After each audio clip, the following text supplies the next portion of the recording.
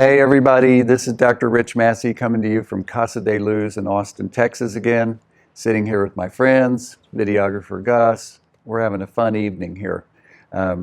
If you're ever in town, come to Casa de Luz. Chances are you'll bump into me or some of the group here, and we'll have some fun and have some great food, great conversation. My personality plan is to usually sit and worry when I'm going to do a presentation. It's been very effective for me in the past. That's sarcasm. And so today, just as I was starting to get into the worry, a friend called and wanted to talk about the circumstances of her husband's recent death. I knew them both.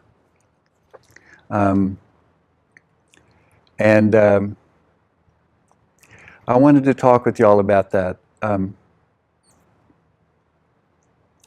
My grandfather apparently died at my age of a sudden heart attack. It was very difficult for me to think of it in the terms that Dr. Hammer physically proved were a whole nother way of looking at heart attack. And I want to share that with y'all today. So the photo that you're seeing is a photo from Jobert Renault's Recall Healing book, Pyramid of Health. And it goes like this. Some of us are programmed in the womb and during our infancy to fight for territory. Inwardly we fight. Now this man, outwardly, the man who died recently, one would not know that from looking at him outwardly, but internally he was a fighter. How do we know that? Because he'd had a study that showed he had blockage in his arteries. If a person has blockage in their heart arteries, they are programmed to fight for territory. Mammals, biologically, are going to do something for territory. Some people fight, some people argue. The arguers tend to get flu, bronchitis, COPD, pneumonia, lung cancer. Those are the arguers for territory. They're going to just spew out their air and try to suck all of your air out. And then there's what I call the pissers. And the pissers are going to, the men will mark their territory with urine, and the women will organize their territory with urine. And we'll go into specifics, and I think you'll find that some of the stories are kind of amusing. But this one today was something that I had wanted to say to her about what Dr. Hammer discovered about the cause of heart attack from this perspective. But I didn't want to impose it. But it came up in the conversation, and I was so glad. So when you look up there, you'll see that there's 3 sizes of arteries. So there's a normal size of a heart artery.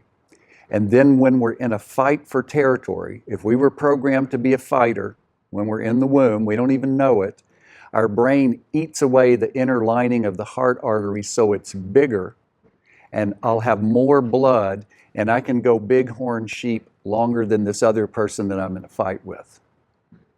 When the fight is over, the brain repairs the artery and it shuts it down to half its size for a couple of weeks. If people know this, they don't get a heart attack. They can take something to prevent clots, some aspirin, some nattokinase, some healthy fat, whatever, and don't be too active. Just take it easy for 2 weeks and the artery will repair itself back to its normal size.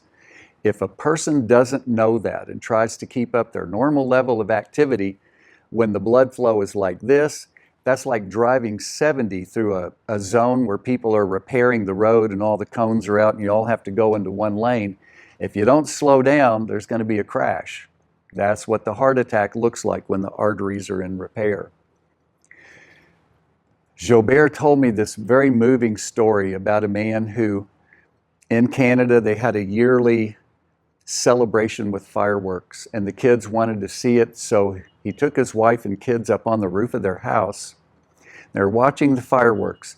Now, no one knew this in this young man, that internally he saw his wife's happiness and his children's happiness as his territory. And he had to fight for that. He had to go out in the world and fight for that so they would be happy and want to be with him. At one point during the fireworks show, his wife just spontaneously leaned against him and said to him, "I'm so happy that I'm with you." And moments later, he died of a massive heart attack right there on the roof of his house. Because in that moment, he realized he didn't have to fight for her as a territory anymore. He had her as a territory. When we become aware of this, we don't have to die of the heart attack. We start paying attention to things.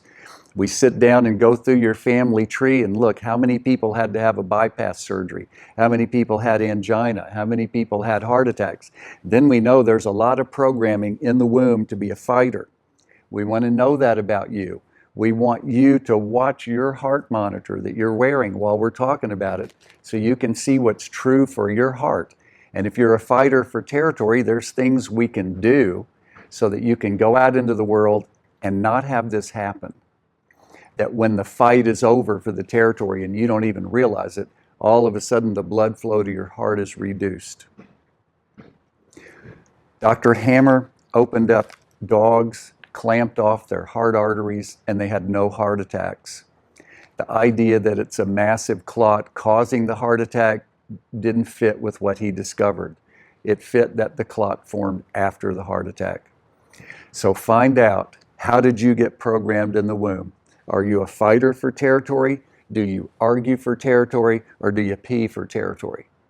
And we'll go into that some more later. This is Dr. Rich Massey signing off from Casa de Luz, wishing you all the best. Bye for now.